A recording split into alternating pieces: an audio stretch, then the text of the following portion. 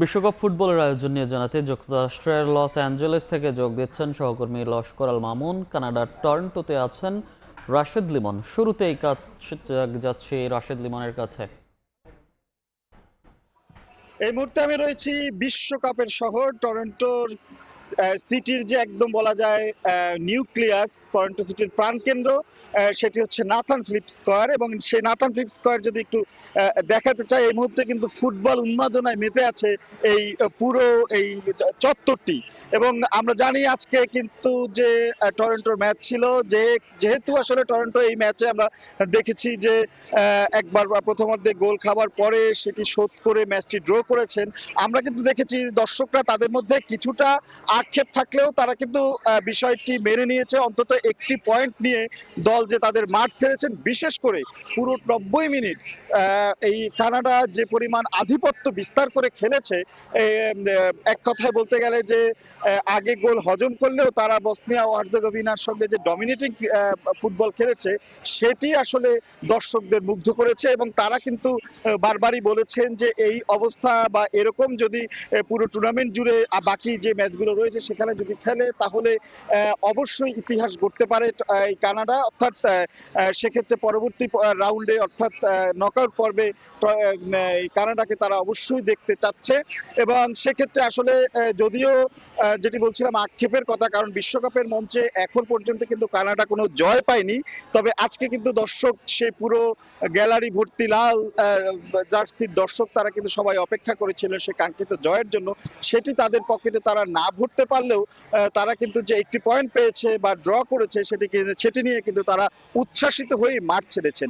আমি যদি একটু টরন্টো শহরের কথা বলি, বিশেষ করে টরন্টো ডাউনটাউন এলাকায় যে কেউ এই এলাকায় আসলেই বোঝা যাবে বা আসলেই কিন্তু বলা যাবে যে এটি এখন বিশ্বকাপের নগরে পরিণত হয়েছে। এবং এই মুহূর্তে যেটি বলছিলাম যে নাথান ফিলিপ স্কয়ার, এখানে যদি দেখতে পারেন এখানের যে আয়োজন সেটা সব সময়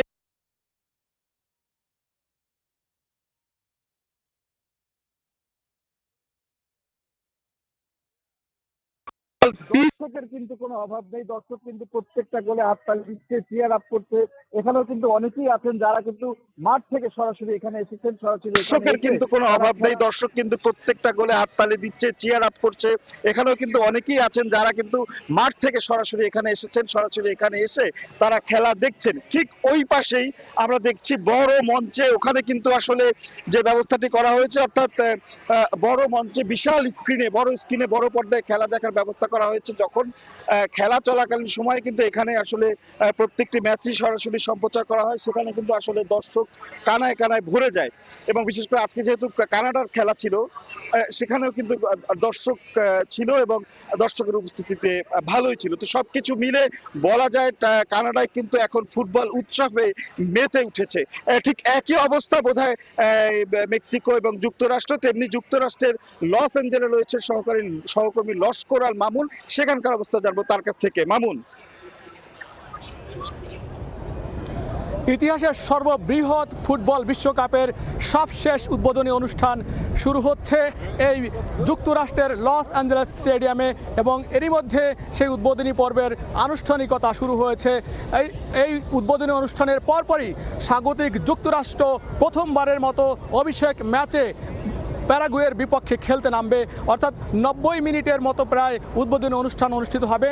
তারপরে এই প্রথম ম্যাচে স্বাগতিক যুক্তরাষ্ট্র তাদের প্রথম পরাশক্তি যে রয়েছে প্যারাগুয়ে, তার মোকাবেলা করবেন। আমি এখানে আজকে স্থানীয় সময় দুপুর 12টা থেকে স্টেডিয়ামে রয়েছি। আমি যেটি দেখেছি সেটি হচ্ছে মার্কিন যুক্তরাষ্ট্রের এই লস অ্যাঞ্জেলেস স্টেডিয়াম যেন মার্কিনীদের দখলে। ইউএসএ স্লোগানে মুখরিত স্টেডিয়ামের ভেতর এবং বাইরে। এবং এটি দেখে মনে হচ্ছে যে যুক্তরাষ্ট্রের এই মুহূর্তের লস অ্যাঞ্জেলেসটি যেন মার্কিন নাগরিকদের অর্থাৎ যুক্তরাষ্ট্রের সমর্থকদের দখলে রয়েছে। তারা কিন্তু লাল সাদা জার্সি পরে নিজ দলকে সাপোর্ট করার জন্য সেই দুপুর থেকে 4 থেকে 5 ঘন্টা ধরে লাইনে দাঁড়িয়ে তারা খেলা দেখার জন্য অপেক্ষা করছে। এরই মধ্যে অনেকেই ভেতরে প্রবেশ করেছেন, যারা এখনও ভেতরে প্রবেশ করতে পারেননি তারা আপনারা দেখতে পাচ্ছেন পেছনের লাইনে তারা দাঁড়িয়ে রয়েছে। দীর্ঘ লাইন, দীর্ঘ উৎসব।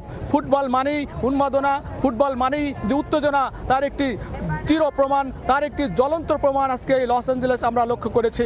লস অ্যাঞ্জেলেসের এই যে স্টেডিয়ামটি, সেটি পৃথিবীর সবচেয়ে ব্যয়বহুল স্টেডিয়াম, সেটি পৃথিবীর সবচেয়ে বিলাসবহুল স্টেডিয়াম, এবং এই স্টেডিয়ামে একসঙ্গে 70,000 দর্শক বসে খেলা উপভোগ করতে পারবে। তবে আমার যেটি মনে হয়েছে ইউএসএ এবং আজকের এই খেলায় তারা জয়লাভ করবে, এবং সেটি কিন্তু তাদের সমর্থকদের দাবি যে আজকে প্রথম ম্যাচে ইউএসএ একটি জয় দিয়ে তাদের অভিযান শুরু করবে বিশ্বকাপ মিশনের, এবং এটি তাদের একটি সুযোগ। এবারের বিশ্বকাপের আয়োজক হিসাবে মার্কিন যুক্তরাষ্ট্র তাদের জয় দিয়ে এই বিশ্বকাপের জয়যাত্রা শুরু করতে চায়, এমনটি প্রত্যাশা এখানকার দর্শক এবং যুক্তরাষ্ট্রের সমর্থকদের। অপরদিকে প্যারাগুয়েরও কিছু সমর্থক আমাদের চোখে পড়েছে, তবে সেটি কিন্তু যুক্তরাষ্ট্রের সমর্থকদের তুলনায় অনেক বেশি কম, এবং লক্ষ্য করা গেছে যে আমি যতটুকু জেনেছি হয়তোবা যুক্তরাষ্ট্রের যে আজকের স্টেডিয়াম লস অ্যাঞ্জেলেস স্টেডিয়াম, এই স্টেডিয়ামটির নামকরণ ছিল স্থানীয় ভাষায় সোফাই স্টেডিয়াম, তবে ফিফা এবার এই স্টেডিয়ামটির নামকরণ আঞ্চলিক নামকরণটিকে পরিবর্তন করে এটিকে লস অ্যাঞ্জেলেস স্টেডিয়াম নামকরণ করেছে, তাই এটি এখন লস অ্যাঞ্জেলেস স্টেডিয়াম হিসাবে পূর্ণতা পেয়েছে। যুক্তরাষ্ট্রের সামনে যে আজকে সুযোগ রয়েছে ডি গ্রুপের প্রথম ম্যাচে প্যারাগুয়েকে হারিয়ে তাদের প্রথম অভিষেক ম্যাচে তাদের জয় দিয়ে শুরু করতে চায় বিশ্বকাপ মিশন, এবং সেক্ষেত্রে যে যুক্তরাষ্ট্রের নামি দামি তারকারা রয়েছে সে পুলসি এবং আমাদের যে নতুন তারকা রয়েছে টাইলর অ্যাডামস সহ যে সমস্ত তারকা খেলোয়াড় রয়েছে, তারা যদি ঝলসে ওঠে, তারা যদি তাদের ছন্দে খেলা ফিরে পায়, তাহলে নিঃসন্দেহে বলা চলে যে মার্কিন যুক্তরাষ্ট্র আজকে তাদের প্রথম ম্যাচে প্যারাগুয়েকে হারিয়ে তারা প্রথম এই যে গ্রুপ পর্বের খেলায় তারা একটি শুভ সূচনা করতে পারবে। অপরদিকে বলে রাখি যে প্যারাগুয়ে 16 বছর পরে তারা বিশ্বকাপে আবার ফিরেছে, তবে তারাও কিন্তু চেষ্টা করবে মার্কিন যুক্তরাষ্ট্রের অর্থাৎ স্বাগতিক মার্কিন যুক্তরাষ্ট্রকে একটি চরম প্রতিশোধ নেওয়ার জন্য, অর্থাৎ যুক্তরাষ্ট্রকে হারাতে কিংবা একটি ড্র করে পয়েন্ট ছিনিয়ে নেওয়ার চেষ্টা কিন্তু তারা করবে, সেই চেষ্টা কিন্তু তাদের রয়েছে। আমি যখন কথা বলছিলাম সেই মুহূর্তে স্টেডিয়ামের ভিতরে জমকালো যে উৎসব উদ্বোধনী অনুষ্ঠান, সেই উদ্বোধনী অনুষ্ঠান শুরু হয়েছে, এবং সেই উদ্বোধনী অনুষ্ঠানে বিশ্বের সবচেয়ে পপ তারকা নামি দামি শিল্পীরা পরিবেশন করবে, এবং সেই শিল্পীদের পরিবেশনার মনোমুগ্ধকর পরিবেশনা, বর্ণাঢ্য পরিবেশনা পরে অর্থাৎ সঙ্গীত পরিবেশনার পরে প্রায় 90 মিনিট ধরে যে উদ্বোধনী অনুষ্ঠান হবে তার মধ্যে রয়েছে একটি ডিজিটাল লাইট শো, অর্থাৎ আলোকসজ্জা বর্ণিল আলোকসজ্জার মাধ্যমে যুক্তরাষ্ট্রের এই যে উদ্বোধনী অনুষ্ঠান অর্থাৎ শেষ উদ্বোধনী অনুষ্ঠান। আমরা জানি, আপনারা জানেন যে যুক্তরাষ্ট্র, কানাডা এবং মেক্সিকো তিনটি দেশ একযোগে এবারের বিশ্বকাপ আয়োজন করেছে। সর্ববৃহৎ এই বিশ্বকাপের আয়োজক দেশ হিসাবে সবশেষে যুক্তরাষ্ট্র কিন্তু এখন সেই উদ্বোধনী পর্বটি শুরু হয়েছে। আমরা এখন অপেক্ষা থাকব যুক্তরাষ্ট্র ও প্যারাগুয়ের যে ম্যাচ, সেই ম্যাচ শুরু হবে অল্প সময়ের মধ্যেই, বাংলাদেশ সময় সকাল 7টায়, এখানকার স্থানীয় সময় সন্ধ্যা 6টায়। সেই ম্যাচের ফলাফল কি হয় সেই তা দেখার অপেক্ষায় থেকে এই ছিল আমার কাছে মার্কিন যুক্তরাষ্ট্রের লস অ্যাঞ্জেলেসের অর্থাৎ যুক্তরাষ্ট্রের যে উদ্বোধনী পর্ব, সেই উদ্বোধনী পর্বের সবশেষ আমার কাছে থাকা সবশেষ। বিশ্বকাপ ফুটবলের খবর জানতে সরাসরি যুক্ত ছিলাম যুক্তরাষ্ট্রের লস অ্যাঞ্জেলেস থেকে এবং তার আগে কানাডার টরন্টো থেকে।